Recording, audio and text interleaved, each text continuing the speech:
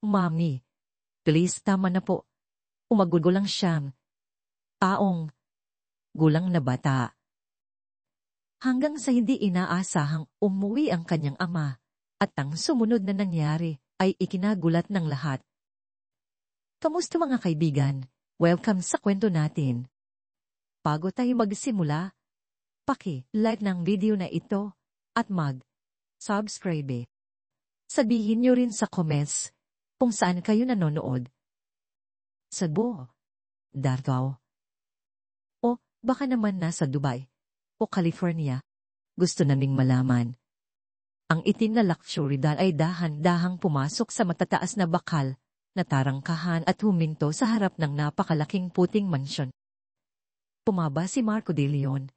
Kusot ang kanyang mamahaling suit mula sa mahabang biyahe. Bakas, sa kanyang mukha ang pagod matapos ang 6 na linggong business. Inunat niya ang kanyang pagod na balikat at tuminala sa kanyang tahanan. Ang lugar na dati ipuno ng init pero ngayon ay tila kakaibang hungkag sa tuwing siya ay bumabalik. Hawak niya ang isang pink na gift bag. Sa loob nito ay isang magandang teddy bear na binili niya sa Singapore, yung klase na may malambot na brown na balahibo na minsay tinuro ng siyam taong gulang na si Maya sa isang bintana ng tindahan. Nagniningning sa pag-asa ang kanyang mga mata. Bahagyang napangiti si Marco. Iniisip ang magiging reaksyon ng mukha ni Maya kapag nakita ito. Halos marinig niya ang tuwa nitong boses na sumisigaw ng daddy, daddy. At maramdaman ang maliliit nitong braso na yumayakap sa kanyang leg, pulad ng dati. Ngunit habang naglalakad siya patungo sa pinto, hila, ang kanyang maleta, may naramdaman siyang mali. Masyadong tahimik ang bahay. Karaniwan, sasalubong sa pinto si Manang Elena, ang kasabahay, na may ngiti sa labi. Maririnig niya ang mga yabag ni Maya na tumatakbo para salubungin siya. Pero ngayon, wala. Katahimikan lang. Pinuksan ni Marco ang pinto at pumasok. Kumikinang ang sahig na gawa sa marmol. Lahat ay mukhang perpekto at mamahalin, gaya ng dati. Ngunit ang katahimikan ay tila isang mabigat na kumot na dumadagan sa kanya. Maya. Tawag niya, malinaw-ngaw ang malalim niyang boses sa pasilyo. Nandito na si Daddy. Walang sagot. Kumunot ang kanyang noo at ibinaba ang maleta sa tabi ng hagdanan. Hawak pa rin ang gift bag. Isabel. Manang Elena. May tao ba? At doon niya narinig. Isang tunog na nagpatigil sa dugo sa kanyang mga ugat. Isang iyak ng bata.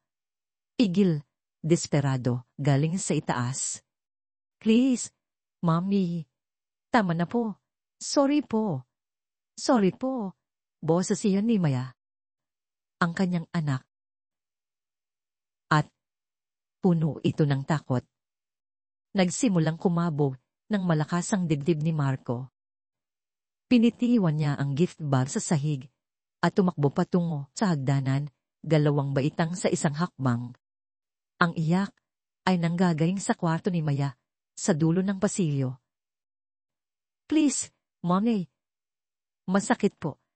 Promise, magiging mabait na po ako. Please, tama na. Naninginig ang mga kamay ni Marco habang hinahawakan ng doorknob. Ang nakita niya pagbukas ang pinto ay parang suntok sa kanyang sikmura. Nakaluhod si Maya sa sahig sa tabi ng kanyang kama. Nanginginig sa paghikbi ang kanyang maliit na katawan. Ang maganda niyang itim na buhok, na karaniwang maayos na nakasuklay, ay gusot. Ang kanyang school uniform ay marumi at may punit sa manggas. At doon, nakatayo, sa ibabaw niya na parang isang dambuhalang anino, ay si Isabel, ang kanyang asawa. Hawak ang isang kahoy na ruler sa nakaangat nitong kamay. Ilang beses ko bang sasabihin sa'yo? Malamig at malupit ang boses ni Isabel. Malayo sa malambing na boses na ginagamit niya kapag nasa bahay si Marco. Hindi ka karapat dapat kumain sa mesa. Wala kang karapatan sa kahit anong bagay sa bahay na ito. Isa ka lang pabigat. Mommy, please. Nagmamakaawa si Maya. Basag ang boses. Hindi ko po sinasadya. Bumagsak ang ruler ng malakas sa maliliit na balikat ni Naya. Napasigaw sa sakit ang bata at lalong nagkuyom. Sinusubukang protektahan ang sarili. Anong nangyayari dito? Tumagundong ang boses ni Marco sa buong silid. Napatalon si Isabel at napalingon ng lalaki ang mga mata sa gulat. Nangulog ang roller mula sa kanyang kamay at kumalansing sa sahig. Saglit siyang nakatitig lang kay Marco. Bumubuka. Sara ang bibig na parang isda. Marco, nauutal niyang sabi. Ang aga mong umuwi. Akala ko bukas pa ang dating mo. Ngunit hindi siya tinitingnan ni Marco. Nakatuon ang mga mata niya kay Maya. Ang kanyang anak, ang kanyang mahal na munting prinsesa, ay nanginginig sa sahig. Umaagos ang luha sa marumi nitong muka, nakayakas sa sarili. Nang makita siya nito, sa halip na tumakbo palapit gaya ng dati, umurong ito at sumiksik sa pader, puno ng takot ang mga mata. Ang tingin na iyon ay sumira sa isang bagay sa kaibuturan ng puso ni Marco. Mabilis siyang kumilos. Lumuhod sa tabi ni Maya at dahang inabot ito. Anak, bulong niya, nanginginig ang boses. Okay lang. Si Daddy ito. Nandito na ako. Tinitigan siya ni Maya na may malalaki at takot na mga mata. Nanginginig ang ibabang labi nito. Daddy, napakaliit, napakabasag ng boses nito. Oo, anak. Nandito na ako. Maingat na niyakap ni Marcos si Maya. Napakagaan nito, napakapayat, mas payat kaysa noong 6 na linggo na ang nakalipas. Ramdam niya ang maliliit nitong tadyang sa ilalim ng uniforme. Sumikip ang kanyang dibdib sa sakit at galit. Marco, kaya kong ipaliwanag. Biglang nagbago ang boses ni Isabel. Ngayon ay malambing na at inosente, parang ibang tao. Disiplina lang to. Naging sobrang pasaway kasi si Maya. Nagtapon siya ng pagkain sa sahig, sinasagot. Sagot niya ako. Tinuturuan ko lang siya ng respeto, tulad ng gagawin ng sinumang mabuting ina. Tumahimik ka, sigaw ni Marco. Tumayo habang kalga pa rin si Maya. Namumula ang kanyang muka sa gayet. Huwag mong tatawagin ang sarili mo na ina niya. Ang isang ina ay hindi nananakit ng isang taong gulang na bata. Ang isang ina ay hindi nananakot ng isang maliit na bata. Nagsimulang dumaloy ang mga peking luha ni Isabel. Idiniin niya ang kanyang mga kamay sa dibdib. Pero, Marco, hindi mo naiintindihan. Sinusubukan ko siyang palakihin ng tama habang palagi kang wala. Kailangan niya ng disiplina. Kailangan niyang matuto. Kailangan niya ng pagmamahal, sigaw ni Marco. Kailangan niya ng kabaitan. Kailangan niya ng isang taong hindi siya sasaktan. Tumingin siya kay Maya sa kanyang mga braso. Isinugsob nito ang mukha sa kanyang balikat. Nanginginig pa rin ang maliit na katawan. Dahan, maingat, hinila niya pabalik ang manggas nito. Ang nakita niya ay nagpasiklab ng galit sa loob niya na parang kapol. Mga pasa, madilim na lila, at dilaw na mga pasa, ang bumabalot sa payat na braso ni Maya. Ang iba ay luma na at kumukupas, ang iba ay sariwa at galit na galit. May mga marka sa kanyang pulso na parang may umawak sa kanya ng sobrang higpit. Mga kalmot sa kanyang balikat. At nang dahang hinawakan ni Marco ang likod niya, na pangiwi sa sakit si Maya. Gaano nakatagal? Nakamamatay ang katahimikan sa boses ni Marco ngayon, na sa paano man ay mas nakakatakot kaysa sa kanyang pagsigaw. Gaano mo nakatagal? Sinasakta ng anak ko. Hindi ko. Yung mga pasa na yan, dahil yan sa pagkakadapa niya. Lamp siya. Siya. Huwag kang magsinungaling sa akin. Nag-aapoy sa galit ang mga mata ni Marco. Hindi ako tanga. Isabel. Kita ko kung ano ang mga markang ito. Gaano nakatagal? Nagbago ulit ang mukha ni Isabel. Nawala ang peking tanis.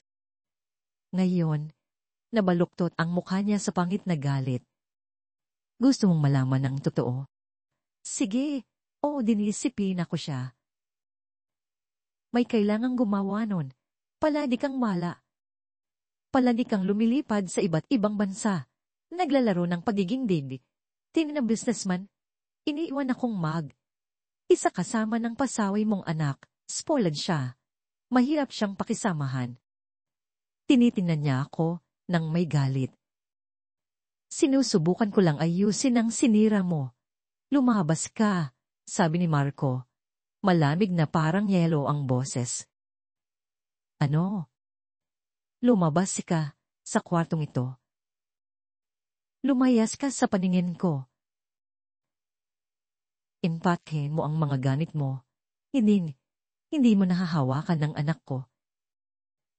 Hindi na. Namutla ang mukha ni Isabel. Marco, hindi ka pwedeng maging seryoso. Asawa mo ako. Kasal tayo. Mahal mo ako. Tiningnan siya ni Marco nang may pandidiri. Hindi ko alam kung sino ka. Ang babaeng pinakasalan ko ay hindi mananakit ng bata. Lumabas ka na bago ko pa tawagan ng pulis. Magsisisi ka dito, sigaw ni Isabel. Pangit ang mukha sa galit. Lumabas. Kinuha ni Isabel ang kanyang bag at padabog na lumabas ang kwarto. Isinara ang pinto ng sobrang lakas na yumanig ang mga pader. Natahimik ang silid, maliban sa mahinang iyak ni Maya. Umupo si Marco sa maliit na kama ni Maya. Yakap pa rin ito. Tiningnan niya ang kanyang anak, tiningnan talaga. Sa unang pagkakataon sa loob ng maraming linggo. Ang mukha nito ay maputla at payat. May maitim na bilog sa ilalim ng mga mata. Ang mga labi nito ay tuyo. Ang mga kamay nito ay magaspang at mapula, na parabang gumagawa ng mabinigat na gawain. Mukha itong isang munting muto ng masayang batang dati. Anak ko, bulong ni Marco, napupuno ng luha ang sarili niyang mga mata. Anong nagawa ko? Anong hinayaan kong mangyari sa'yo? Sa wakas ay nagsalita si Maya. Ang boses niya ay maliit at basag. Pumalik ka, Daddy. Siyempre, pumalik ako. Palagi akong bumabalik. Pero sabi niya hindi ka na mabalik. Sabi niya, hindi mo na ako mahal. Sabi niya mas gusto mo siya kaysa sa akin. Sabi niya, naputo sa paghihikbi ang boses ni Maya. Sabi niya, ipapadala mo ako sa malayo kapag may sinabi ako sa iyo. Naramdaman ni Marco na parang pinupunit ang kanyang puso. Mas hinigpitan niya ang yakap kay Maya. Dahang inuugoy na parang sanggol. Makinig ka sa akin, Maya. Tumingin ka sa akin, anak. Dahang itinaas ni Maya ang kanyang ulo, ang mga matang puno ng luha ay sumalubong sa kanya.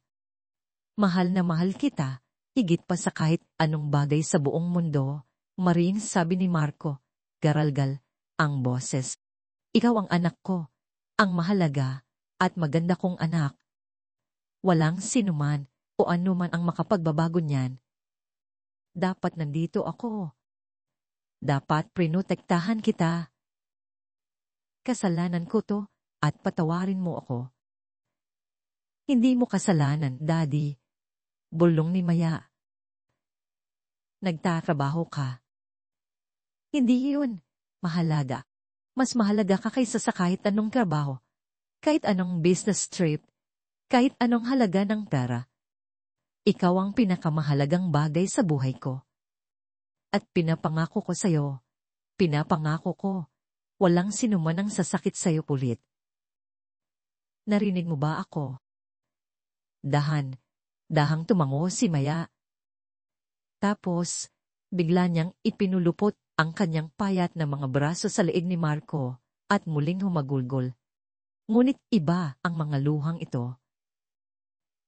Ito ay mga luha ng ginhawa, ang kaligtasan ng sa wakas ay pagkakaroon ng proteksyon. Niyakap ni Marco ang kanyang anak at umiyak kasama nito. Nadudurog ang puso sa lahat ng sakit na dinanas nito, napupuno ng pagsisisi ang kanyang isip sa pagiging wala, sa pagtitiwala, sa maling tao, sa hindi pagkakita sa kung anong nangyayari sa sarili niyang tahanan. Sa labas ng pinto, nakatayo sa pasilyo si Manang Elena, nakatakip ang kamay sa bibig, umaagos ang luha sa kanyang kulubot na mga pisngi. Maraming beses na niyang gustong sabihin kay Sir Marco ang totoo. Pero pinagbantaan siya ni Isabel na sisibakin, sisirain, at sisiguraduhin hindi na siya makakapagtrabaho. Pero ngayon, baka magbago na ang lahat. Salamat sa Diyos, bulong ni Manang Elena. Salamat sa Diyos at nakita na niya ang totoo. Ngunit ang hindi pa alam ni Marco, ang hindi pa alam ng lahat, ay simula pa lang ito. Ang kalupitan ni Isabel ay isang bahagi lamang ng isang mas malaki at mas magdilim na sikreto. Sa likod ng lahat, may nagmamanipula na parang papet, isang taong mas malapit pa kay Marco. Isang taong lubos niyang pinagkakatiwalaan.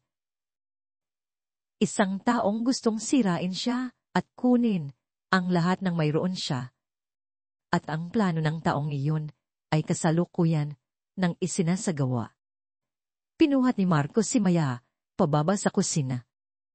Kumapit ito sa kanya na parang may biko-ala, nakasubsob ang mukha sa kanyang balikat.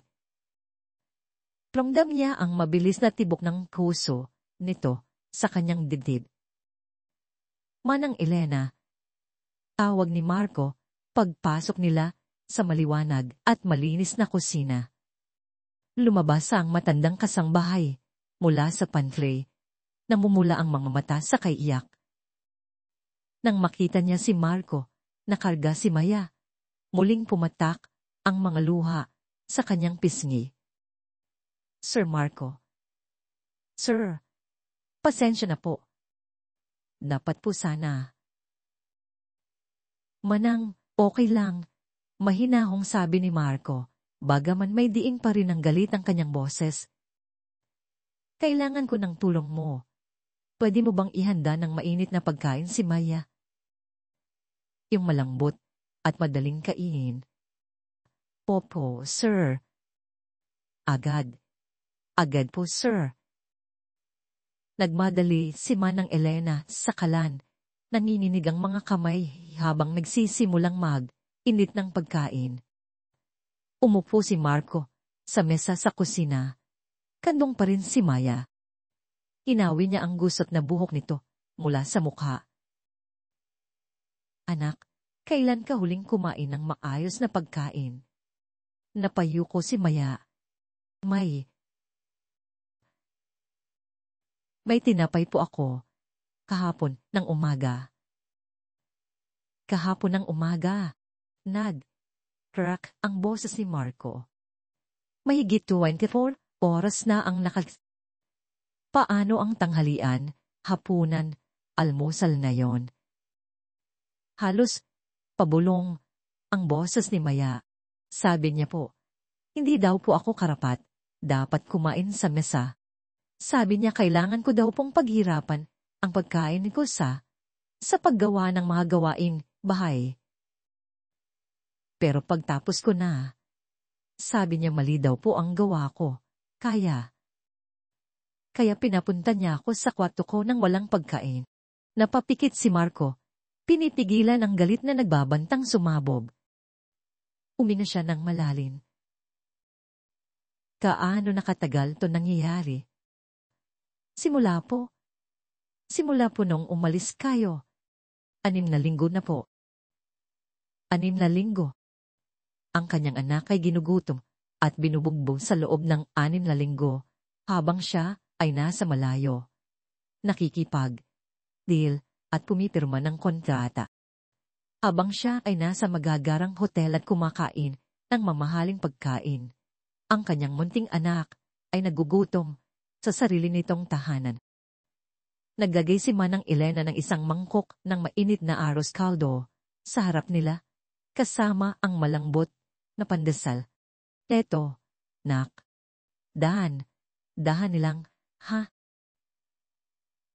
Kailangan magising muna nang marahan ang tiyan mo. Tiningnan ni Maya ang pagkain na para bang isang kayamanan. Inabot ng maliliit niyang kamay ang kutsara. Ngunit nanginginig ito ng gusto na halos hindi niya mahawakan. Keto, anak, tulungan ka na ni Daddy. Kinuha ni Marco ang kutsara at maingat na isinubo kay Maya. Dahan itong hinigop pang sabaw at nakita ni Marco ang mga luhang dumadali sa pisngi nito habang kumakain. Bakit ka umiiyak, anak? Malambing niyang tanong. Ang sarap po, Daddy, bulong ni Maya. Nakalimutan ko na po ang lasa ng totoong pagkain. Ang mga salitang iyon ay parang saksak sa puso ni Marco. Habang kumakain si Maya, nakatayo si Manang Elena sa malapit, hindi mapakali. Sa wakas, nagsalita siya. Sir Marco, may isa pa po kayang dapat malaman. Tumingin si Marco sa kanya. Ano yun, Manang? Atubili ang matanda. Sumulat sa may pintuan na tila takot na baka biglang sumulpot si Isabel. Pagkatapos, tumayo siya ng tuwid at sinabi, hindi lang po si Ma'am Isabel, sir. May iba pa pong kasangkot. Isang tao na laging pumupunta dito sa bahay pag wala kayo. Sino? Ang kapatid niyo po, sir. Si Sir Luis. Kumunot ang noo ni Marco. Ang nakababata niyang kapatid na si Luis. Anong tungkol sa kanya? Halos araw po siyang bumibisita habang wala kayo. Sila ni Ma'am Isabel, may mahahaba silang pribadong pag-uusap sa opisina niyo. Sinasara nila ang pinto. Minsan, naririnig ko silang nagtatalo tungkol sa mga papel at pera. At bumaba pa, lalo, ang boses ni Manang Elena. Narinig ko po, si Maang Isabel na sinabi sa kanya na lahat ay naaayon sa plano. Naayon sa plano. Nanliit ang mga mata ni Marco. Anong plano? Hindi ko po alam, sir. Pero ilang beses ko pong narinig si Sir Luis na nagsasabi ng mga bagay tulad ng malapit ng maging atin ng kumpanya at hindi malalaman ni Marco kung ano ang tumama sa kanya. Pasensya na po, sir. Dapat sinabi ko sa inyo agad. Pero pinagbantaan po ako ni Ma'am Isabel. Sabi niya, pag may sinabi ako sa inyo, ipapakulong niya ako sa pagnanakaw. Iisip si Marco. Si Luis, ang sarili niyang kapatid. Ang kapatid na tinulungan niyang makapagtapos ng kolehiyo, binigyan ng trabaho sa kanyang kumpanya, pinagkatiwalaan sa mahahalagang proyekto. Posible bang nagpaplano si Luis laban sa kanya? Pero naalala niya ang isang bagay. 3 linggo na ang nakalitas, nakatanggap siya ng isang kakaibang email na nagbababala sa kanya na tingnan ng kanyang anak. Akala niya ay spam lang ito, pero paano kung may nagtatangkang magbabalas sa kanya? Manang, nasaan si Isabel ngayon? Tanong ni Marco. Pumunta po sa kwarto niya, sir. Narinig ko po siyang may kausap sa telepono. Sumisigaw. Mabuti. Pilayo mo siya kay Maya. Kailangan kong tumawag. Dahang ibinaba ni Marco si Maya sa upuan. Anak, dito ka muna kay Manang Elena. Ubusin mo yung pagkain mo, ha? Pabalik agad ako. Huwag kang umalis, Daddy. Hinawakan ni Maya ang kanyang kamay. May takot sa mga mata. Hindi ako aalis. Pupunta lang ako sa sala. Doon lang. Tinuro niya ang daanan kung saan makikita pa rin siya ni Maya. 10 talampakan lang ang layo. Makikita mo, ako. Promise, hindi ako aalis. Dahang binitiwan ni Maya ang kanyang kamay. Bagamat, nakatutok pa rin ang mga mata nito sa kanya. Pumunta si Marco sa sala at kinuha ang kanyang telepono. Una niyang tinawagan ang kanyang abogado, si Ricardo Santos, ang pinakamagaling at pinakamatapang na abogado sa Maynila. Ricardo, si Marco de Leon po. Kailangan kita dito sa bahay ko. Agad. Emergency. Anong problema, Marco? Kailangan kong hiwalayan ang asawa ko, kumuha ng restraining order, at posibleng magsampa ng criminal charges. At kailangan kong ipaimbestiga mo ang kapatid kong, si Luis. Palagay ko, nagtutulungan sila para saktan ang anak ko at posibleng nakawan ang kumpanya ko. Darating ako diyan sa loob ng 30 minuto, sabi ni Ricardo. Ang profesional niyang boses ay naging seryoso.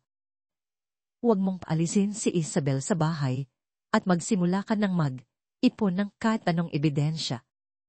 Sunod, tinawagan ni Marco ang kanyang hepe ng seguridad, si Ben.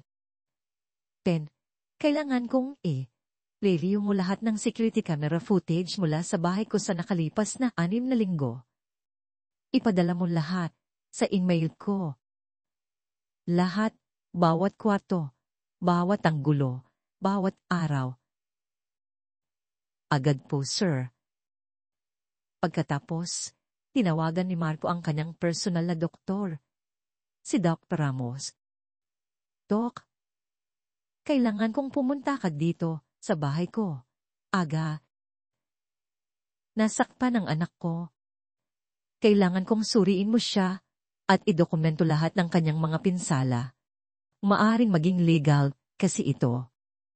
Papunta na ako, sabi ng doktor ng walang aalilangan. Ibinaba ni Marco ang telepono at tumayo. Sandali, naninikip ang panga. Tumingin siya pabalik sa kusina, kung saan nakikita niya si Maya na dahang kumakain. Si Manang Elena ay nakaupo sa tabi nito. Ang kanyang anak. Ang kanyang mahal na munting prinsesa. Nabigo siya, pero itatama niya ang lahat. Kahit anong mangyari. Sa itaas, umalingaw-ngaw ang boses ni Isabel sa pasilyo. Sumisigaw siya sa telepono. Luis, kailangan mong pumunta dito ngayon din.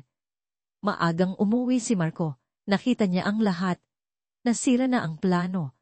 May sandaling katahimikan. Wala akong pakialam kung anong ginagawa mo. Emergency to. Kung hindi mo ako tutulungan, pareho tayong tapos. Malalaman niya ang lahat ng ginagawa natin. Isa pang katahimikan. Sige, pero bilisan mo at dalhin mo yung mga papeles na pinag-usapan natin, yung galing sa opisina niya. Pakakailanganin natin yun bilang alas. Ibinaba ni Isabel ang tawag at tinitigan ang sarili sa salamin. Kumalat ang kanyang perpektong makiap, kusot ang kanyang buhok. Sa unang pagkakataon, sa loob ng maraming buwan, nabibitak ang kanyang maskara. Kinuha niya ang kanyang designer na maleta mula sa aparador at nagsimulang maghagis ng mga damit dito. Kung seryoso si Marco sa pagpapalayas sa kanya, kailangan niyang maging handa. Pero hindi siya susuko ng walang laban. Si ni Luis ay masyadong pinaghirapan ang kanilang plano. Sa loob ng 6 na buwan, dahan nilang sinisira si Marco mula sa loob. Habang si Isabel ay ginugulo si Marco sa peking kaligayahan sa bahay, si Luis naman ay nagnanakaw ng pera mula sa kumpanya, naglalabas ng mga sikreto sa mga kakumpetensya, at kinokontra ang board of directors laban kay Marco. Malapit na nilang makuha ang lahat. Ngunit ngayon, nagbasang telepono ni Isabel. Isang text mula kay Luis. Papunta na. Huwag kang mag-alala. Kaya pa nating ayusin to. Hindi pa alam ni Marco ang lahat. Napangiti si Isabel. Ama si Luis. Maaring natuklasan ni Marco ang pagtrato niya kay Maya. Pero hindi nito alam ang tungkol sa mga biniging dokumento, ang ninakaw na pera, ang mga kasinungalingang ikinalat nila sa mga business partner niya. Hindi nito alam na kalahati ng board members ay nasa panig na ni Luis. May oras pa para baliktarin ang sitwasyon. Sa ibaba, bumalik si Marco sa kusina. Natapos na ni Maya ang kanyang arroz caldo at kumakain na ng pandesal, bagamat nanlalalim na ang mga mata nito sa pagod. Alika na, anak, malambing na sabi ni Marco. Muling binuhat ito. Linisin ka na natin at palitan ng damit.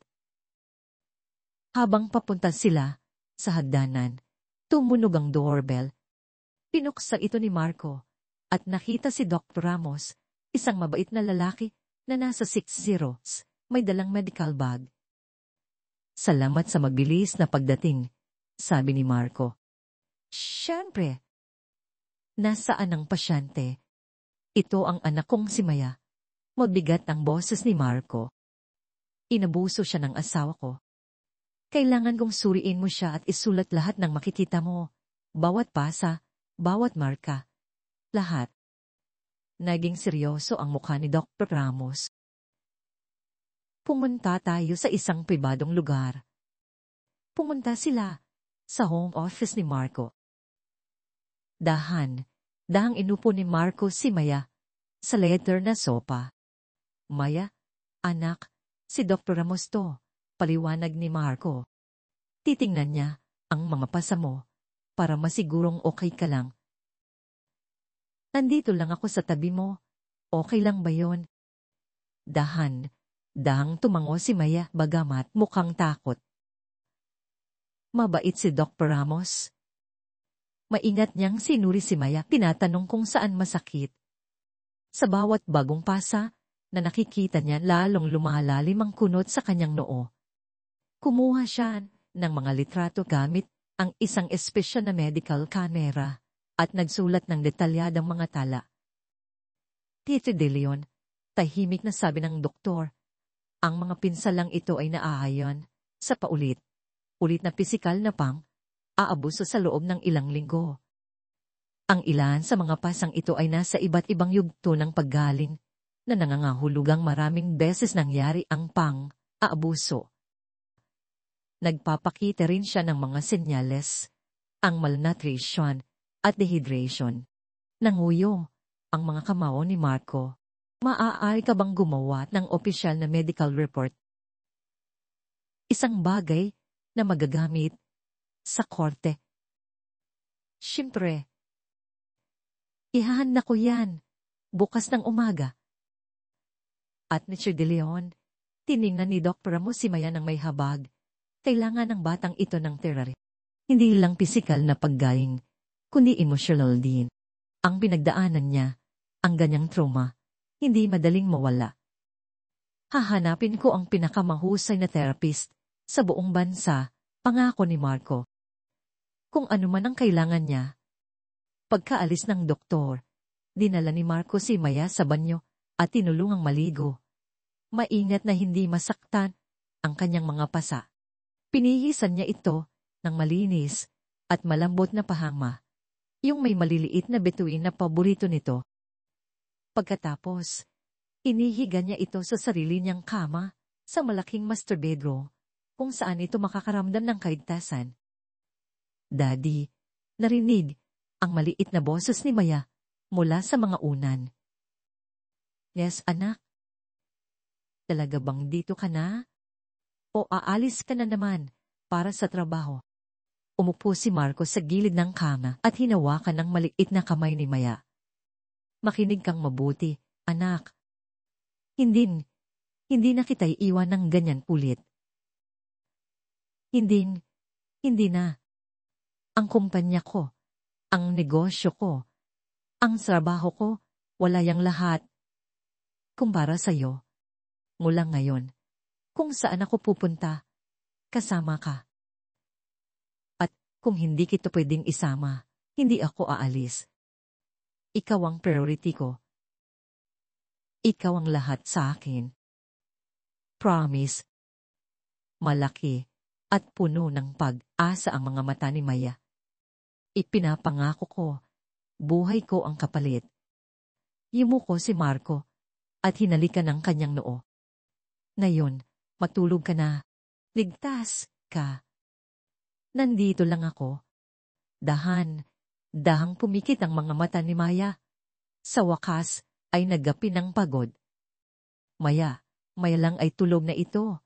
Malumanay at pantay ang paghinga. Umupo si Marco doon. Pinagmamasdan siya. Sumasakit ang puso. Paano siya naging ganito kabulag? Paano niya lubusang pinagkatiwalaan si Isabel? Paano niya hindi nakita na ang sarili niyang kapatid ay maaaring magtaksil sa kanya? Nagbahas ang kanyang telepono. Sang text mula sa kanyang hepe ng seguridad footage na popload na sa private email mo, babala, nakakabahala. Pinuksan ni Marco ang kanyang laptop at nag-login sa kanyang email. May dosenang video files, nakaayos sa yun, sa petsa at lokasyon ng kamera. Sinimulan niya sa kitchen camera, mula 2 linggo na ang nakalitas. Ang nakita niya ay nagpakulo sa kanyang dugo. Nasa harap ng kanyang desk si Marco, nagniningning ang screen ng laptop sa madilim na silid. Mahimbing na natutulog si Maya sa kanyang kama. Ilang talampakan lang ang layo. Nagsuot siya ng headphones para hindi siya magising ng tunog. At pagkatapos ay nag-click sa unang video file. Ang footage ay nagpapakita ng kusina mula 2 linggo na ang nakalipas. Ang timestamp ay 1 hour na pipiritan. Pinanood ni Marco ang maliit na si Maya na pumasok sa kusina, malinis, at maayos ang school uniform nito. Mukha itong napakaliit at maupo. Pumasok si Isabel Maya. Kahit sa tahimik ng security footage, kita ni Marco ang galit sa mukha nito. May sinabi si Maya na hindi marinig ni Marco nang walang tunog, pero nabasa niya ang mga labi nito. Gutom na po ako. Pwede po bang mag-angalian? Matigas at malupit ang sagot ni Isabel. Itinuro nito ang sahig. Umiling si Maya. Namumuo ang luha sa mga mata. Hinawakan ni Isabel ang braso ni Maya ng marahas at itinulak ito sa isang sulok ng kusina. Pagkatapos, kinuha ni Isabel ang lunchbox ni Maya at itinapon ang laman nito sa basurahan. Nanikip ang panga ni Marco habang pinapanood ang kanyang anak na tahimik na umiiyak, nagmamakaawa. Ngunit tinalikuran lang siya ni Isabel, iniwan si Maya isa sa sulok. Nag-click siya sa isa pang video. Ito naman ay mula sa pasilyo 3 linggo na ang nakalipas. Dala ni Maya ang isang basket ng labada na halos mas malaki pa sa kanya, nahihirapan sa bigat. Natumba siya at nahulog ito. Kumalat ang mga damit sa sahig. Tumating si Isabel na parang bagyo. Hinablot niya si Maya sa buhok at kinaladkad sa sahig. Nakikita ni Marco si Maya na sumisigaw, umiiyak, sinusubukang pumiglas. Itinaas at ibinaba ni Isabel ang kanyang kamay. Sinasampal si Maya sa mukha. 2 beses. 3 beses. Kinailangan ni Marco na pause ang video. Nanginginig ang kanyang mga kamay. Nanlalabo ang kanyang paningin sa luha ng galit at pagsisisi. Nangyayari ito sa sarili niyang tahanan, sa ilalim ng sarili niyang bubong, habang siya'y nasa malayo, nagsatara ng mga business deal. Pinilit niyang ipagpatuloy ang panonood. Video. Bawat isa ay mas malala kaysa sa nauna. Sa isang crate, pinilit ni Isabel si Maya na lumuhod sa bigas sa loob ng 2 oras bilang parusa sa pagsagot. Sa isa pa, ikinulong ni Isabel si Maya sa isang madilim na aparador sa loob ng kalahating araw. May footage na pinipilit ni Isabel si Maya na linisin ang buong mansyon, nagkukuskus ng sahig, nagpupunas ng bintana, nagbubuhat ng mabibigat na timba, habang sinusubukan ni Manang Elena na tumulong ng patago para lang sigawan ni Isabel. Ang pinakamasaklap na video ay mula 3 araw lang ang nakalipas. Kinuha ni Isabel ang pinakamamahal na diary ni Maya, yung bigay ng tunay nitong ina, bago ito mamatay. Umiiyak si Maya. Nagmamakaawa na ibalik ito. Ngunit pinulit ni Isabel ang mga pahina nito at itinapon sa fireplace. Pumagsak si Maya sa sahig. Umahagulgol habang nasusunog ang kanyang mga alaala. Isinara ni Marco ang laptop. Hindi na niya kayang manood. Nanginginig ang buong katawan niya sa galit. Gusto niyang sumugod sa itaas pero hindi. Kailangan niyang maging matalino. Kailangan niyang harapin ito sa tamang paraan. Para kay Maya. Tiningnan niya ang kanyang anak, mahimbing na natutulog sa unang pagkakataon sa loob ng maraming linggo. Mukha itong napaka-inosente, napakaliit. Aano masasaktan ng sinuman ng isang maganda at walang kalaban, laban na bata. May kumatok ng marahan sa pinto. Tuloy, mahinang sabi ni Marco. Pumasok si Manang Elena, may dalang isang tasa ng tsaa.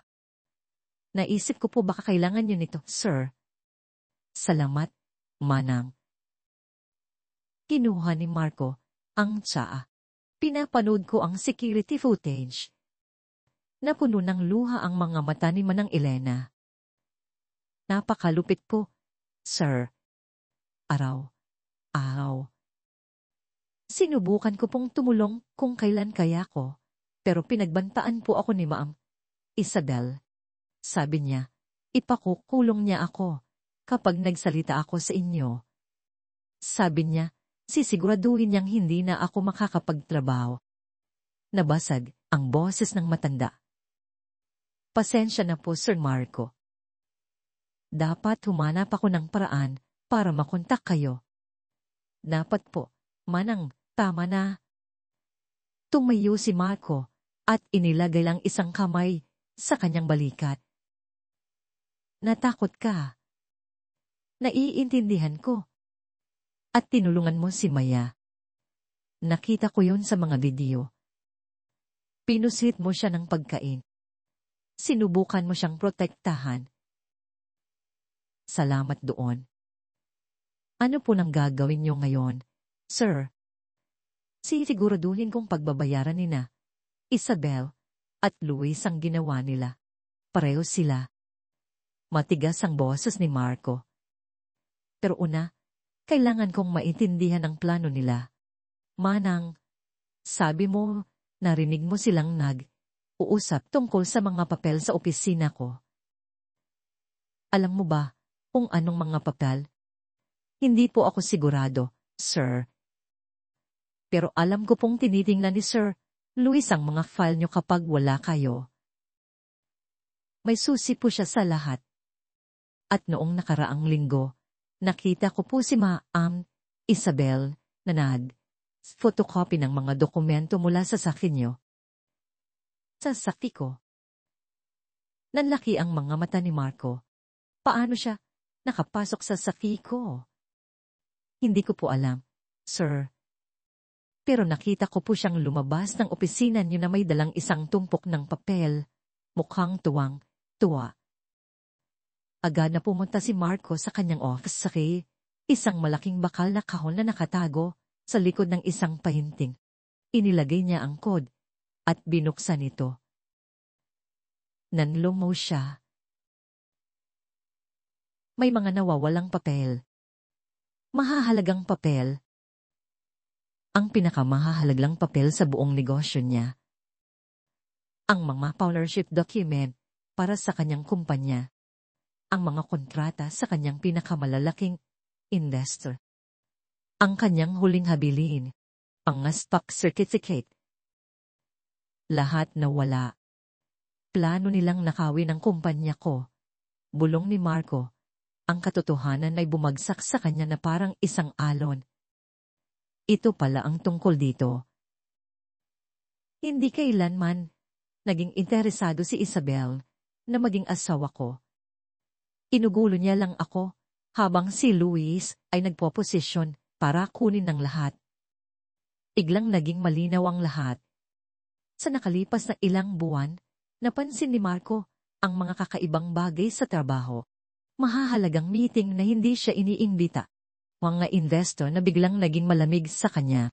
Mga board member na kinuwestiyon ang kanyang mga desisyon.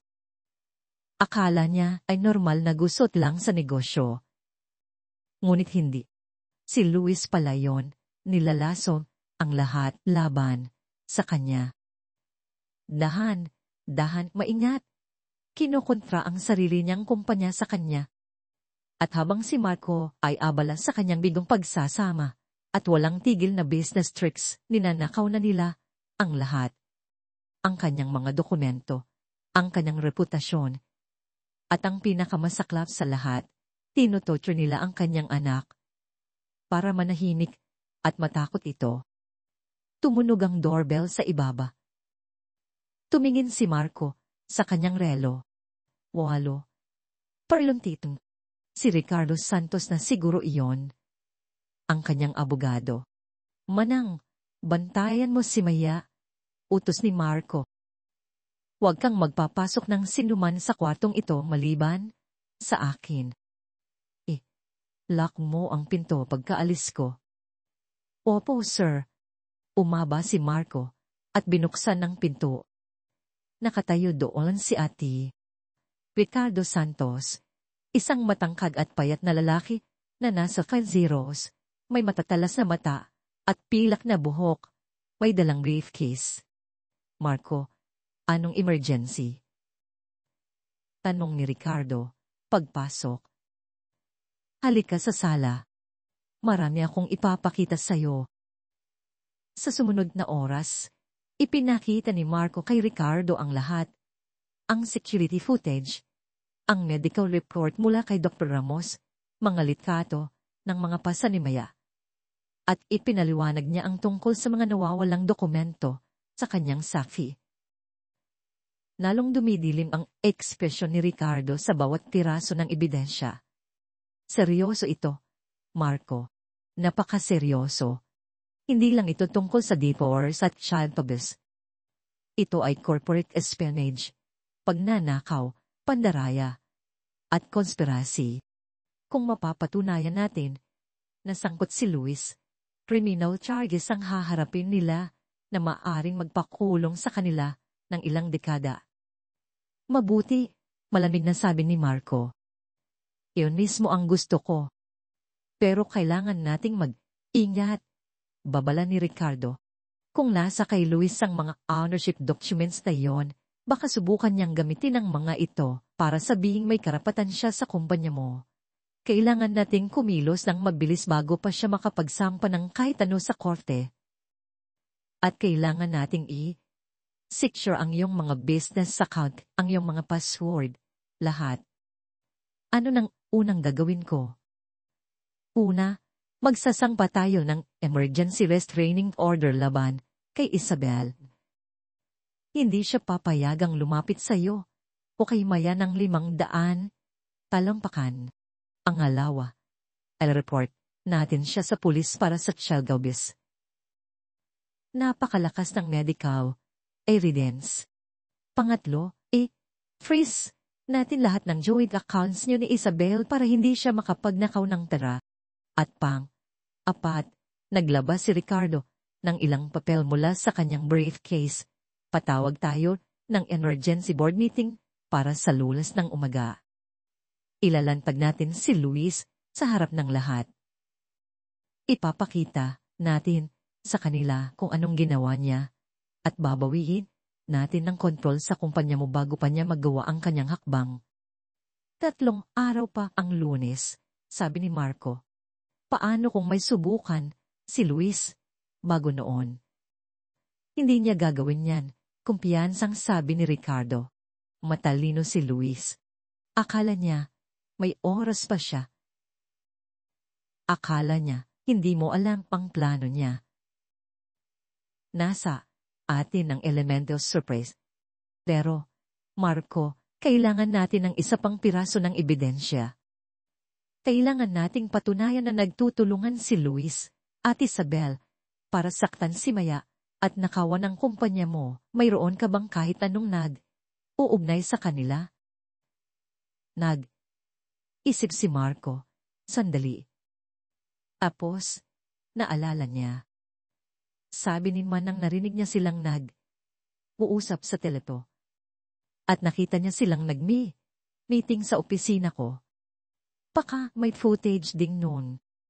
Kinuha ulit ni Marco ang kanyang laptop at hinanat sa mga security files. Pumunta siya sa home pa-scanner mula noong nakaraang linggo. At doon na si Luis at Isabel nakaupo sa sariling opisina ni Marco na papaligiran ng mga papel. Malinaw ang audio.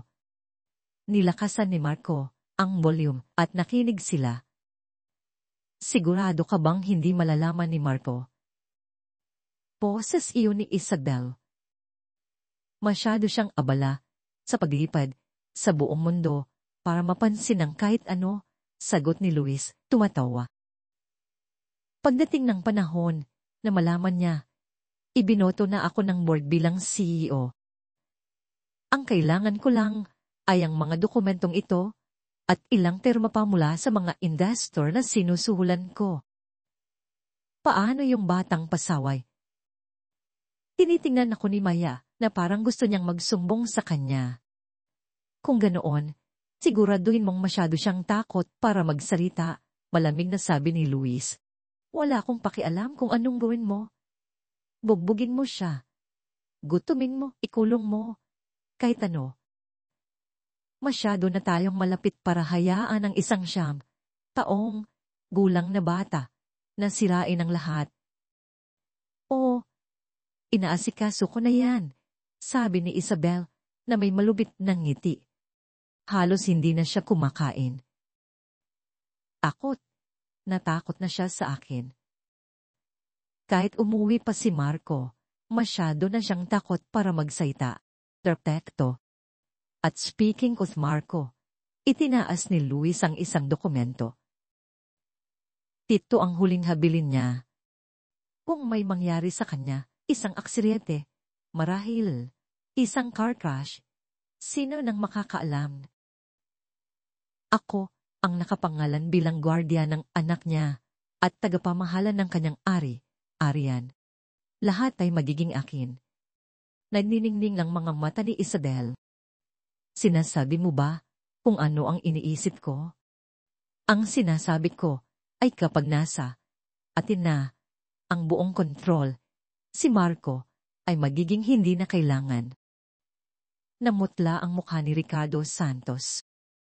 Marco, plano nilang patayin ka. Nanlamig ang dugo ni Marco. Ang sarili niyang kapatid. Ang sarili niyang laman at dugo. Hindi lang sinusubukan ni Luis na nakawin ang kanyang kumpanya. Plano nitong patayin siya at kunin ang lahat, kasama si Naya. Ama na yan, sabi ni Marco, nanginginig ang boses sa kontroladong galit. Sapat na yang ebidensya. Tawagan mo na ang pulis. Kailangan nating maging strategic, babala ni Ricardo. Kung tatawag tayo ng pulis na yon, aarestuhin nila si Isabel para sa child abuse. Oo. Pero baka masira ni Luis ang mga ebidensya bago natin makuha. Kailangan nating mahuli silang dalawa ng sabay. Paano? Isip si Ricardo sandali, tapos napangiti. Maglalagay tayo ng patibong. Papaniwalain natin si Luis na gumagana ang plano niya. Imbitahin natin siya dito bukas. Sabihin mong aalis ka na naman para sa isang emergency business trip. Pagdating niya, para ipagpatuloy ang kanyang pakana kasama si Isabel, may mga pulis nang naghihintay. Dahang tumango si Marco. At record natin ang lahat. Hayaan natin siyang umamin sa kamera. Eksakto. Igla silang nakarinig ng sigawan mula sa itaas. Boses ni Isabel, galit at desperado. Luis, nasaan ka na? Sabi mo nandito ka na 1 oras na ang nakalipas. Nagkatinginan si Marco at Ricardo. Papunta na si Luis. Pero ngayon, handa na si Marco para sa kanya. Tumayo si Marco at naglakad papunta sa ibaba ng hagdanan. Isabel, tawag niya. Tumaba ka dito ngayon din. Busy ako. Sigaw nito pabalik. Sabi ko ngayon. May sandaling katahimikan, tapos mga yabag. Lumitaw si Isabel. Sa tuktok ng hagdanan, namumula ang mukha sa galit. Ngunit nang makita niya si Ati Ricardo Santos na nakatayo sa sala kasama ang briefcase nito, nagbago ang kanyang ekspresyon at napalitan ng takot. Anong nangyayari? Kinakabahang tanong niya. Pumaba ka at maupo, mahinahong sabi ni Marco. Kailangan nating mag-usap. Dahang bumaba si Isabel. Ang mga mata ay lipat kina Marco at sa abogado. Umupo siya sa dulo ng sopa. Nakakapit ang mga kamay sa kanyang mga tuhod. Naglabas si Ricardo ng isang folder at binuksan ito. Miss De Leon, ako, si Asti. Ricardo Santos, abogado ni Mr. De Leon. Nandito ako para ipaalam sa iyo na magsasamba kami ng agarang divorce, kasama ang isang restraining order at criminal charges para sa child abuse. Namuti ang mukha ni Isabel. Wala kayong mapapatunayan. Sa totoo lang, meron, naglabas si Ricardo ng mga print na litrato, mga screenshot mula sa security footage, mga larawan ni Isabel na sinasaktan si Maya. Kinakalagkad sa buhok, ikinukulong sa aparador, tinatapunan ng pagkain. Tinitigan ni Isabel ang mga litrato. Bumubuka, sara ang bibig. Mayroon din kaming medical reports na nagdodokumento sa mga pinsala ni Maya. Patuloy ni Ricardo. Mga testimonya mula sa mga saksi. At naglabas pa siya ng isang dokumento. audio at video evidence mo na nakikipagsabotan kay Luis De Leon para gumawa ng corporate fraud at nagpaplano na saktan si Maya. Nagsimulang manginig ang mga kamay ni Isabel. Si Luis ang utos sa akin. Sabi niya kung hindi ko siya tutulungan siya eh. So, inaanin mong nagtutulungan kayo ni Luis? Mahinahong sabi ni Ricardo. Huli na nang mapagtanto ni Isabel ang kanyang pagkakamali. Kakaanin niya lang. Gusto ko ng abogado, mabilis niyang sabi. Karapatan mo yan, sagot ni Ricardo. Pero alamin mo ito, papunta na ang mga pulis. Arestuhin ka ngayong gabi. Ang tanong lang ay kung makikipagtulungan ka at posibleng mabawasan ang iyong sentensya. O kung lalabanan mo ito at gugugulin ang susunod na 20 taon sa bilangguan. Umagulgol si Isabel, ngunit walang awa na naramdaman si Marco. Ito ay hindi totoong mga luha. Pareho lang ito sa mga peking luha na ginamit niya para manipulahin siya sa loob ng maraming buwan. Nasaan ang mga dokumentong ninakaw mo sa saki ko? Tanong ni Marco. Wala sa akin. Umikbing sabi ni Isabel. Kinuha ni Luis. Sa kanya ang lahat. Nasaan si Luis na yon? Nasa apartment niya. Dapat pupunta siya dito, pero natakot siya noong sinabi kong maaga kang umuwi. Kinuha ni Marco ang kanyang telepono at may tinawagan. Ben, si Marco De Leon to. Kailangan kong pumunta ka sa apartment ng kapatid kong si Luis na yun din. Huwag mo siyang paalisin. Kung susubukan niyang tumakbo, pigilan mo siya. Ipaliwanag ko ang lahat pagdating ng pulis.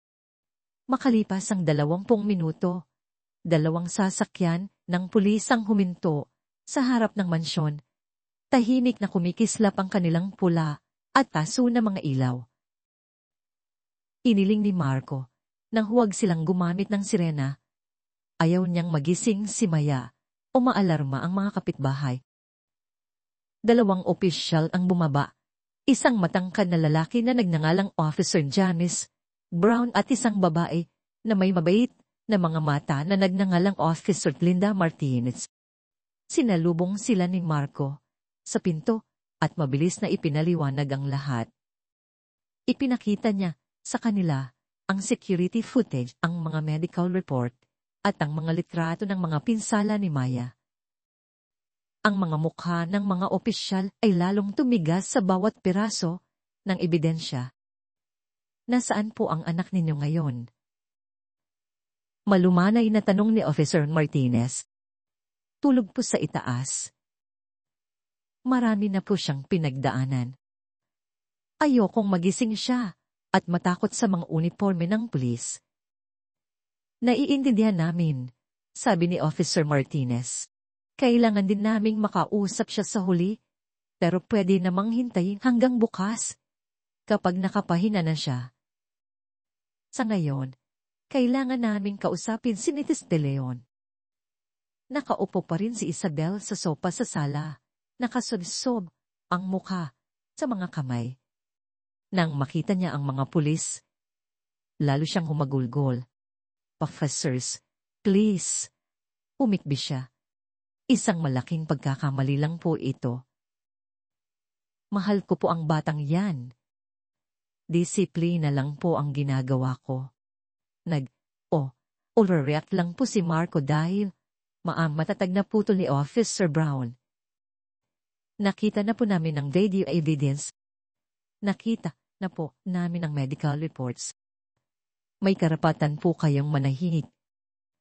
Ano mang sasabihin ninyo ay maaaring gamitin laban sa inyo sa korte. Habang binabasa ni Officer Brown kay Isabel ang kanyang mga karapatan, kinuhalan ni Officer Martinez ng litrato ang sala at ang opisina ni Marco bilang ebidensya. Isabel Plainton de Leon, formal na sabi ni Officer Brown, nilalabas ang posas. Inaaresto ka namin. para sa child abuse, assault, at endangering the welfare of a minor. Pakiusap.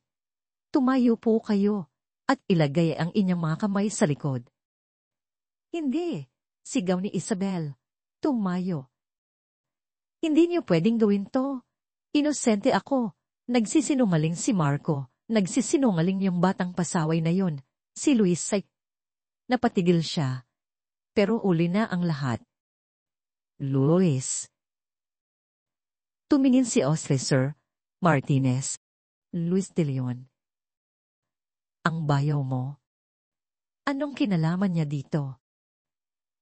Namutla ang mukha ni Isabel nang mapagtantong isiniwalat niya si Luis.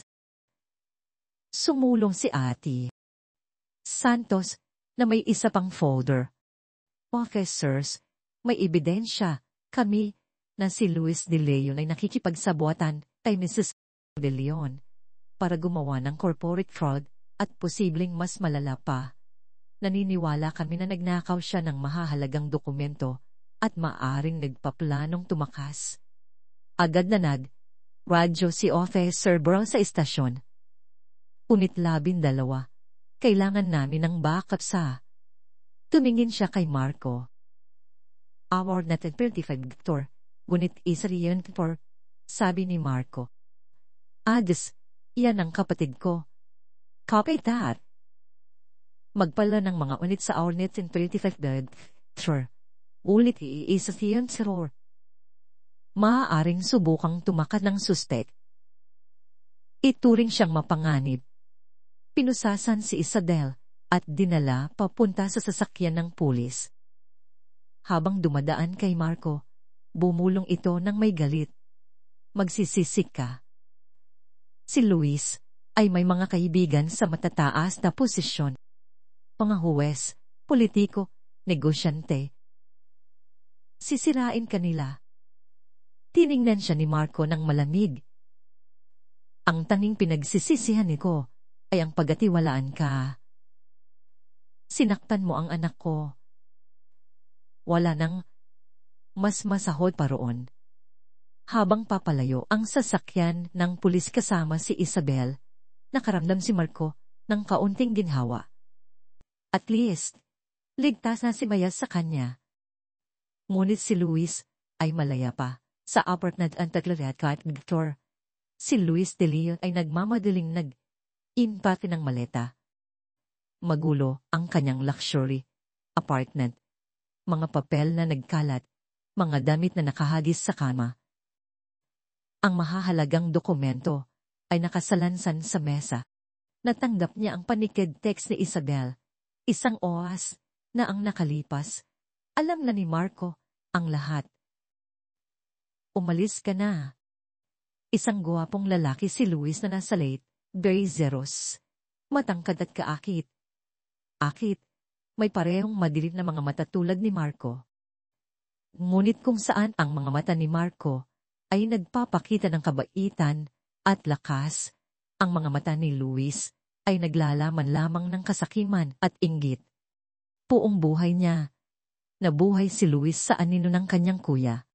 Si Marco, ang matagumpay, ang matalino, ang paborito ng kanilang mga magulang.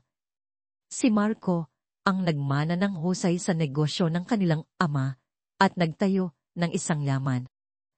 Samantala, sinayang ni Luis ang kanyang kabataan sa party, at masasamang investment.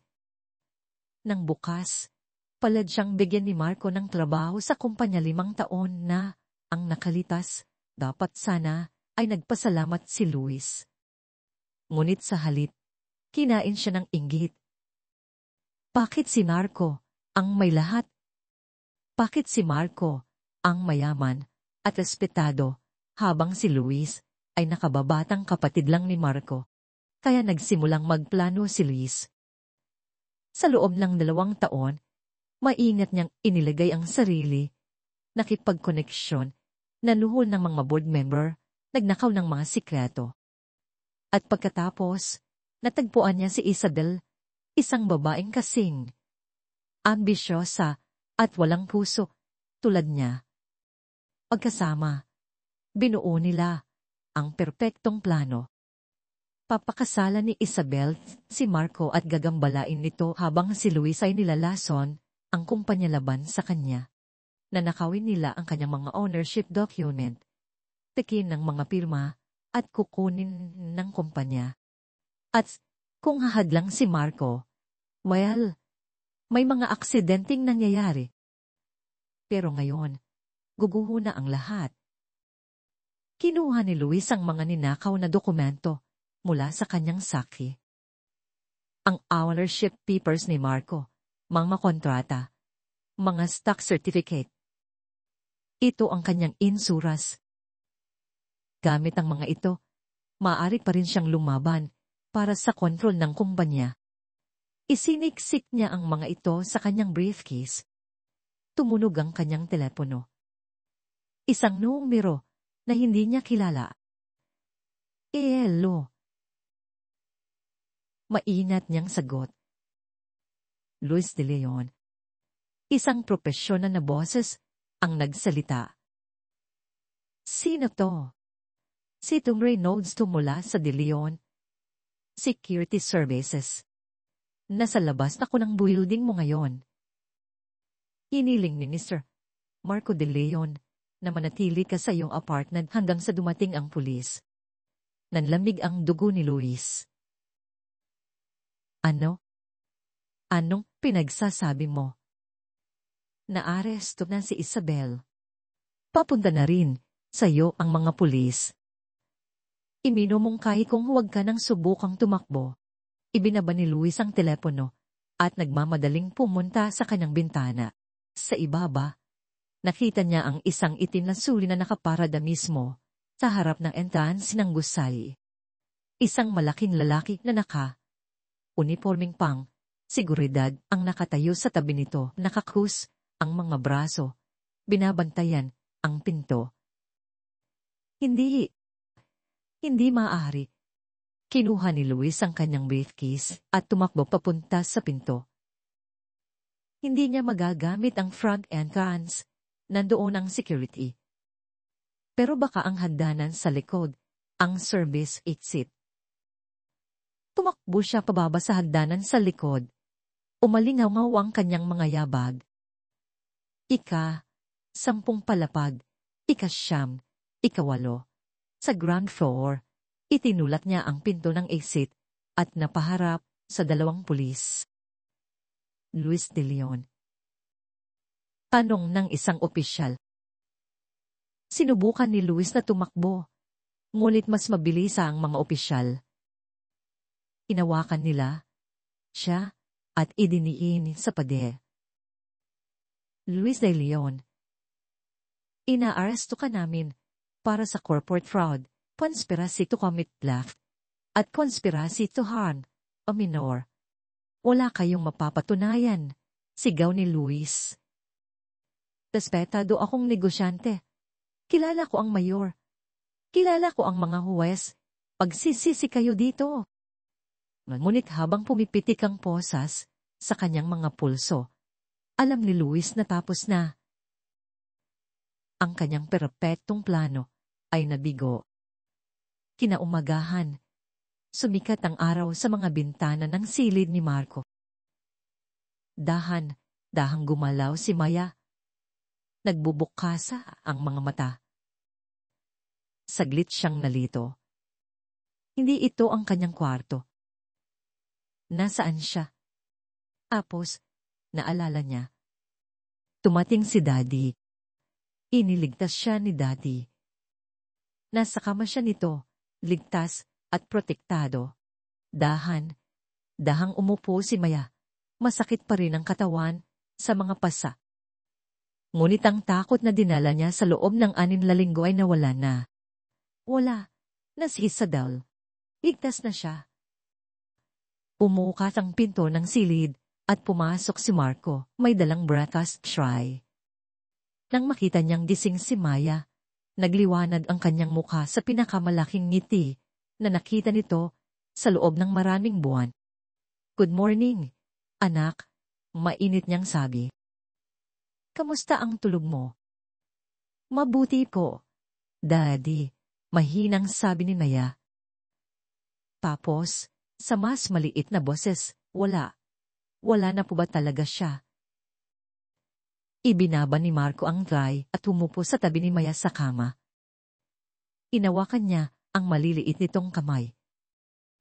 O anak, wala na si Isabel. Naaresto na siya. Hindi ka na niya masasaktan ulit. Pangako. Napuno ng luha ng ginhawa ang mga mata ni Maya. Talaga po. Promise. Promise sa lahat ng mahal ko. Ligtas ka na ngayon. Dahang pinunasan ni Marco ang kanyang mga luha. At alam mo ba? Hindi ka papasok sa school ngayon. Magkasama tayo buong araw. Ikaw at ako lang. Pwede nating gawin kahit anong gusto mo. Kahit anong ko. Nanlaki ang mga mata ni Maya. Kahit ano po. Pwede po ba tayong pumunta sa park tulad ng dati bago namatay si Mommy? Sumitip ang puso ni Marco. Siyempre, anak. Pwede. Pero kailangan mo munang kumain ng almusal. Sabi ni Dr. Ramos, kailangan mong kumain ng maliliit na pagkain buong araw para bumalik ang lakas mo. Nasa tray ang mainit na champurado, gatas, at hiniwang mangga, lahat ng paboritong pagkain ni Maya. Dahang kumain si Maya, nilalasap ang bawat subo. Kasama niya si Marco, sa buong oras. Kinukwentuhan siya at pinapatawa. Parang dati, bago nagkagulo ang lahat. Pagkatapos ng almusal, pumasok si Manang Elena para tulungang magbihis si Maya.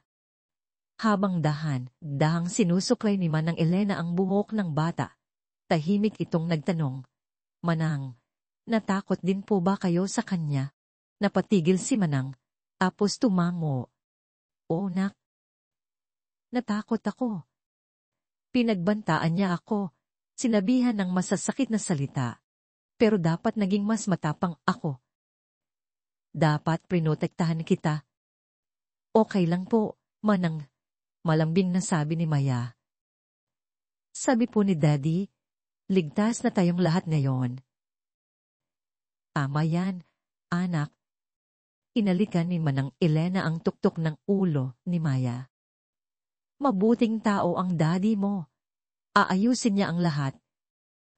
Nang hapong iyon, dinala ni Marco si Maya sa park tulad ng ipinangako niya. Magkahawak. Tamay silang naglakad. Nakikita ang mga pamilyang piknik at mga batang naglalaro. Tahimik si Maya sa simula, laging malapit kay Marco. Ngunit dahan, sa kanyang paghihikayat, nagsimula itong mag-relax. Pinakain nila ang mga pato, bumili ng sorbetes. Itinulak ni Marco si Maya sa duyan, at sa unang pagkakataon sa loob ng 6 na linggo, tumawa ito, isang tunay at taos, pusong tawa na nagpasaya sa puso ni Marco. Habang nakaupo sila sa isang bangko kumakain ng sorbetes, nagtanong si Maya, Daddy, paano po si Tito Luis? Ito ang tanong na kinatatakutan ni Marco. Paano mo sasabihin sa isang taong gulang na pinagtaksilan sila ng kanyang tiyuhin? Si Tito Luis mo, anak, gumawa siya ng masasamang desisyon. Mainat na sabi ni Marco. May mga sinaktan siyang tao at gumawa ng mga maling bagay. Kaya kailangan niyang harapin ang mga kahihinatnan tulad ni Isabel. Tumutulong po ba siya sa pananakit sa akin? Maliit ang boses ni Maya. Hindi makapagsinungaling si Marco sa kanya. Oh, anak. Tumulong siya. Patawarin mo ako. Tahimik si Maya sandali, dinidilaan ang kanyang sorbetes. Tapos, sinabi niya, alam ko pong may mali. Dati, mabait si Tito Luis, pero nagbago siya. Tinitingnan niya ako ng masama at minsan narinig ko siyang sinabi kay Isabel na nakakasagabal ako.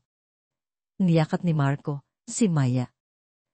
Hindi ka kailanman naging sagabal. Ikaw ang pinakamahalagang tao sa buong buhay ko. At sinumang nanakit sa'yo o nagtangkang saktan ka ay magbabahad. Ipinapangako ko yan sa'yo. Naniniwala po ako sa'yo, Daddy. Bulong ni Maya. Habang papalubog ang araw, naglakad pawis sina Marco at Maya. Sa unang pagkakataon, sa 6 na linggo, naramdaman ni Maya na para siyang normal na bata ulit. Walang takot, walang gutom, walang sakit. Pagmamahal at kaligtasan lang. Ngunit alam ni Marco na simula pa lang ito. Naaresto na sina Isabel at Luis pero marami pang dapat gawin. Kailangan niyang bawiin ang kontrol sa kanyang kumpanya. Kailangan niyang ilantad ang sabuatan ni Luis sa board of directors. Kailangan niyang hanapan si Maya ng pinakamahusay na therapist para tulungan itong gumaling. At higit sa lahat, kailangan niyang maging ang amang nararapat para kay Maya. Isang amang laging nandyan, maprotekta at mapagmahal. Nang gabing iyon, pagkatapos matulog ni Maya, nakaupo si Marco sa kanyang opisina kasama si Ate Santos. Pinaplano ang kanilang mga susunod na hakbang. Ang arraignment ay schedule sa Lunes, paliwanag ni Ricardo. Parehong haharap sa huwes sina Isabel at Luis. Sa ebidensyang mayroon tayo, malamang na hindi sila papayagang magpiyansa. Quite risk silang pareho. Mabuti, sabi ni Marco. Paano ang kumpanya? Tumawag na ako ng emergency board meeting para sa Martes ng umaga. Ilalahan natin lahat ng ebidensya ng corporate espionage at fraud ni Luis. Na-recover na ang mga ninakaw na dokumento mula sa kanyang apartment. Nakita ng pulis sa briefcase niya nang arestuhin siya. Maniniwala ba ang board sa atin? Kailangan nilang maniwala. Mayroon tayong mga email, recorded conversations, mga peking dokumento na may fingerprints ni Luis at testimonya mula sa mga empleyadong sinubukan niyang suhulan. Napakalakas ng ebidensya. Paos si Ricardo. Pero, Marco, may isa pa. Ang ilan sa mga board members ay kasangkot. Sinuhulan ni Luis ang 3 sa kanila, sina David Chin, Patricia Moore, at James Sulilan. Alam nila ang ginagawa niya at tinulungan siya. Kailangan nating magpasya kung sasampahan din natin sila ng kaso o bibigyan ng immunity kapalit ng testimonya laban kay Luis. Nanikip ang panga ni Marco. Trinidor nila ako. Trinidor nila ang kumpanyang itinayo ng aking ama. Alam ko. Pero kung testiksi sila, mas lalong lalakas ang kaso natin laban kay Luis. Mas matagal siyang makukulong. Ikaw ang magpapasya. Naisip ni Marco si Maya na mahimbing na natutulog sa itaas. Naisip niya kung paano sinabi ni Luis kay Isabel na sakta ng kanyang anak para manatiling takot. Naisip niya kung paano nagplano si Luis na patayin siya. Walang immunity, mariing sabi ni Marco. Lahat ng kasali dito ay magbabayad. Wala akong pakialam kung gaano katagal o kung magkano ang aabutin. Kailangang manaid ang hustisya. Tumangmo si Ricardo. Kung gayon, kakasuhan natin silang lahat. Habang inaayos ni Ricardo ang kanyang mga papel, sinabi niya, Marco, may isa pa. Malalaman ng media ang tungkol dito. Ang aresto sa asawa at kapatid mo. Magiging malaking istorya ito. Kailangan mong maging handa. Ang unang naisip ni Marco ay si Maya. Sobra na ang pinagdaanan niya. Hindi ko hahayaang gawing libangan ng media ang trauma niya. Maaari tayong magsangpa para sa isang gag order para protektahan ang kanyang pagkakakilanlan. Walang litrato, walang pangalan. Minor de edad siya, kaya malamang na pagbibigyan tayo ng korkit. Tuwing mo yan, kahit anong kailangan para protektahan siya. Pagkaalis ni Ricardo, umakyat si Marco para tingnan ulit si Maya. Mahimbing itong natutulog. Yakap ang kanyang teddy bear. Mukhang mas payapa ang kanyang mukha kaysa sa mga nakaraang linggo. Lumuhod si Marco sa tabi ng kama at bumulong, "Patawarin mo ako, anak. Patawad dahil wala ako doon para protektahan ka. Pero nandito na ako ngayon at hindi ko hahayaang saktan ka ulit ng sinuman. Yan ang pangako ko sa iyo." Hinalikan niya ang kanyang noo at dahang umalis sa silid, iniwang bahagyang bukas ang pinto para marinig niya kung kailanganin siya nito. Ang bukas ay magdadala ng mga bagong hamon. Ang ariignan, ang media, ang laban para sa kanyang kumpanya. Ngunit ngayong gabi, ligtas si Maya at iyon lang ang mahalaga. Tumating ang Lunes, ang umaga na maliwanag at maaliwalas. Maagang gumising si Marco. Ang isip ay puno ng mga alalahanin tungkol sa arrangement na naka-schedule ng 10:00. Ngunit una, kailangan niyang asikasuhin ang isang mahalagang bagay.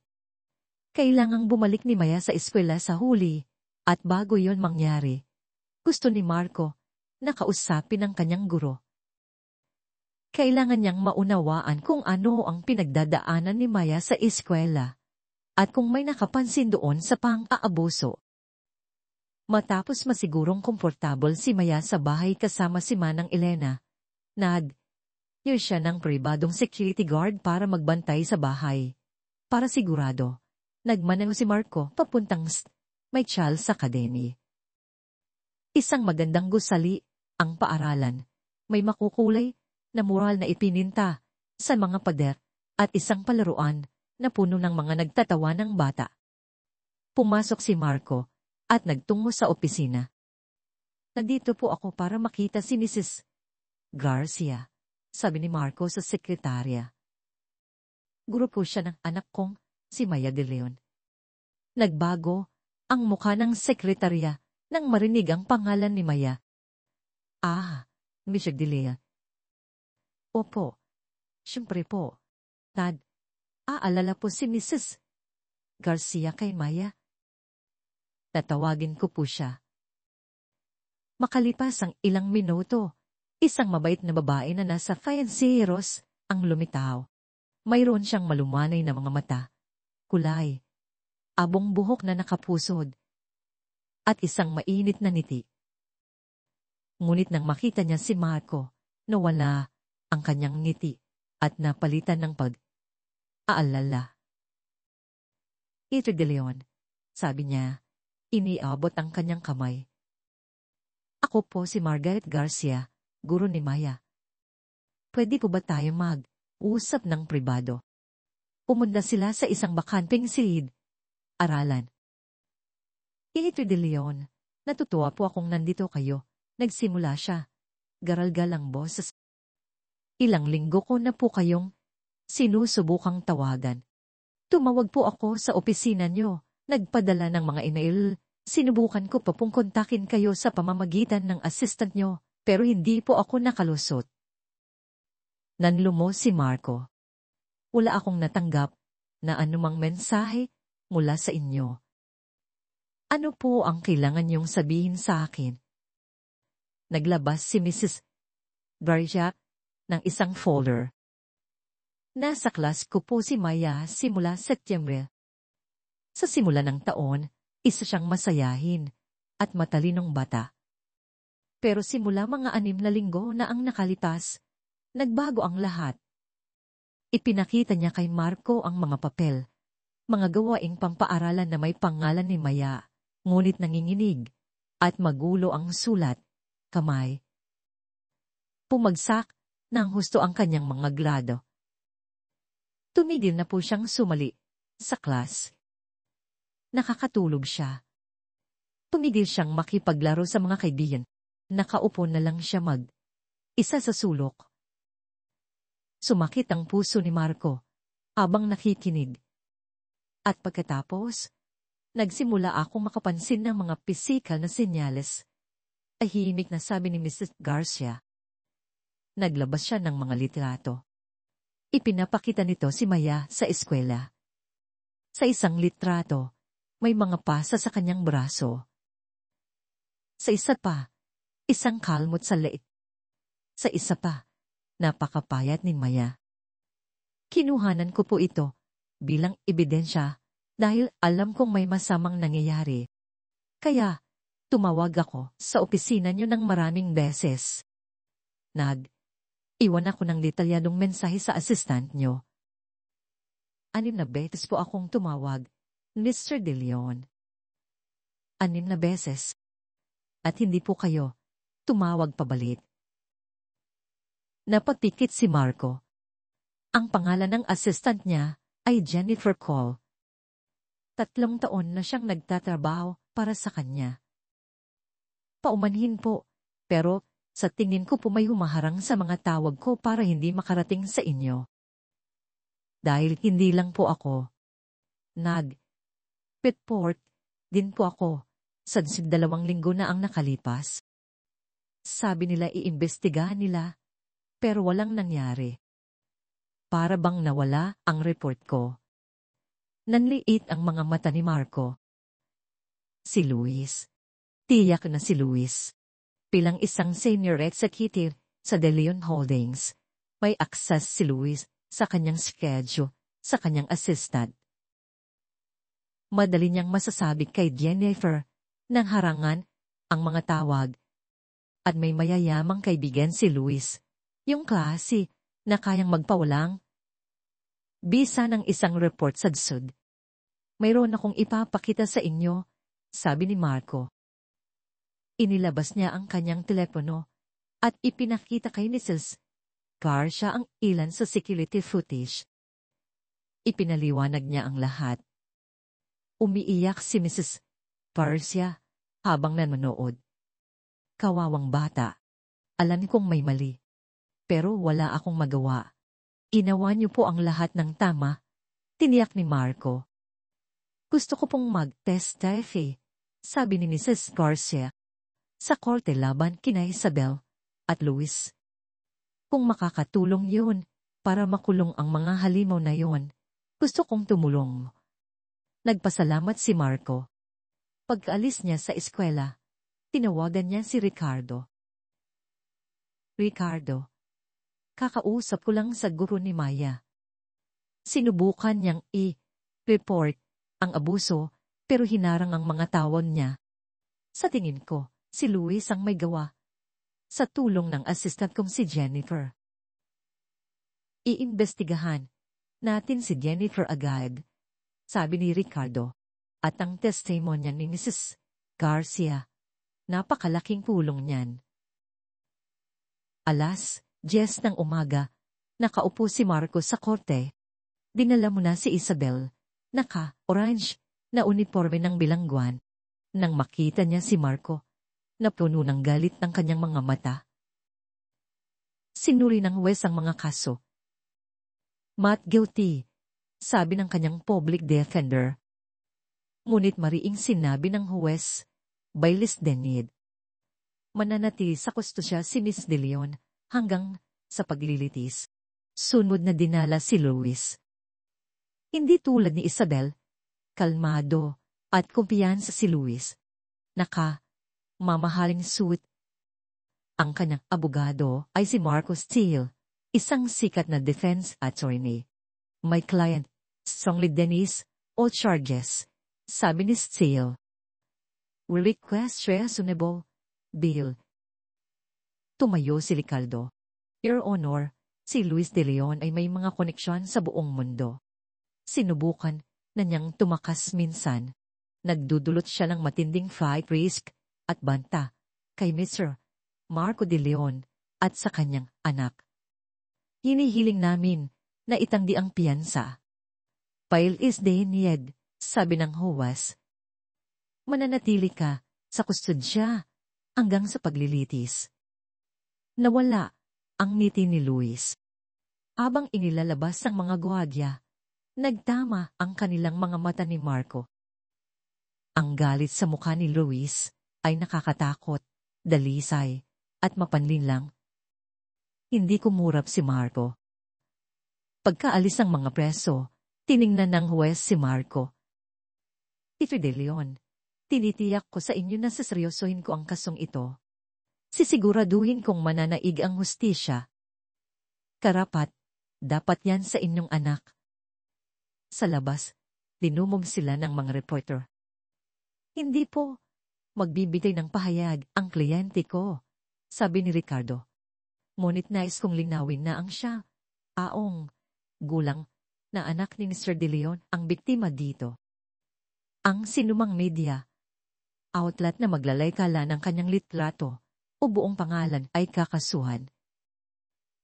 Tumating ang Martes ng umaga na may makapal at kulay, abong ulap. Oras na para harapin ang board of directors ang kanyang kumpanya. Pumasok si Marcos sa boardroom.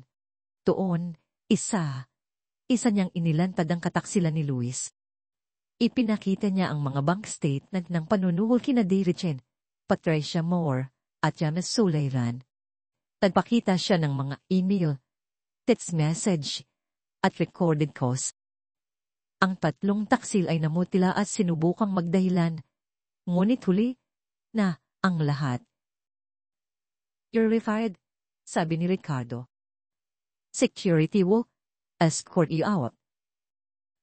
Pagkatapos, ipinaliwanag ni Marco ang pinakamasaklat sa lahat. Ipinakita niya ang litrato ng mga pasa ni Maya at ipinarinig ang audio recording kung saan sinabi ni Luis kay Isabel na saktan ang bata. Maraming board members ang napaiyak. Sa huli, ipinarinig niya ang recording kung saan usapan ni na Luis at Isabel ang planong pagpatay sa kanya. Nagalit ang mga natitirang board members. Halimaw, sabi ni Robert Martinez, isa sa pinakamatatandang kaibigan ng kanyang ama. Marco, sinusuportahan ka namin. Kung ano man ang kailangan mo. Nang hapong iyon, habang pauwi, nakatanggap si Marco ng tawag mula kay Ben, ang hepe ng seguridad. Nakuha na namin siya, Sir. Si Jennifer Cole. May mga wire transfer na 0. Saro mula sa isa sa mga shell company ni Luis. Tinanggal na po siya sa trabaho. Mabuti, sabi ni Marco. Ibigay niyo lahat sa pulis. Pagdating ni Marco sa bahay, narinig niya ang pinakamagandang tunog sa mundo, awa. Nasa sala si Maya, naglalaro ng building blocks kasama si Manang Elena. Nang makita siya nito, nagliwanag ang mukha nito. Daddy, gumawa ako ng Tora. Ang galing naman anak, sabi ni Marco niyakap ito. Habang yakap niya ang kanyang anak, ipinangako niya sa sarili na gugugulin niya ang natitilang bahagi ng kanyang buhay para iparamdam dito na ito ay minamahal, protektado at mahalaga. 6 linggo matapos ang pag-aresto, nagsimula ang paglilitis. Hindi kinailangang tumestigo ni Maya, sapat na ang video evidence. Unang nilitis si Isabel. Sinubukan ng kanyang abogado na sabihing biktima lang din siya, pero napakalakas ng ebidensya. Nag-testify si Dr. Ramos, si Mrs. Garcia, at si Manang Elena. At pagkatapos, ipinalabas ni Ricardo ang security footage sa buong courtroom. Umiiyak ang ilang miyembro ng hurado. Pagkatapos ng 2 oras na deliberasyon, guilty on all counts. Sa sentencing, sinabi ng huwes, I'm sentencing you to 15 years in prison, with no possibility of parole. Mas komplikado ang paglilitis ni Luis. Ngunit kasing, lakas ang ebidensya. Sa kabila ng lahat, ng panlilinlang ng kanyang mamahaling abogado, napatunayang guilty si Luis sa lahat ng kaso. Sa kanyang sentencing, sinabi ng huwes, "You are not just a criminal. You are a monster." Sinendensyahan si Luis ng 23 taon sa bilangguan. Habang inilalabas, tumingin siya kay Marco. "Hindi pa tapos to, kapatid," bulong niya. "Tapos na," mahinahong sagot ni Marco. "Natalo ka." Pati si Jennifer Cole ay nahatulan at nakulong ng 5 taon. Pagkatapos ng mga paglilitis, sa wakas ay nakahinga na si Marco. 3 buwan pagkatapos, bumalik si Maya sa eskwela. Hinatid siya mismo ni Marco. "Handa ka na ba, anak?" Kinakabahan si Maya, pero tumango. Pagpasok niya sa silid-aralan, sinalubong siya ng mga yakap mula sa kanyang mga kaklase. "Maya, bumalik ka na. Miss ka namin." Pinanood ni Marco si Maya ng ngumiti, isang tunay at taos, pusong ng ngiti, at sumama sa kanyang mga kaibigan. Maniging okay siya. "Sana nagustuhan niyo ang panunood nito, gaya ng paggawa ko dito. Like, share, at comment sa mga aral na natutunan ninyo.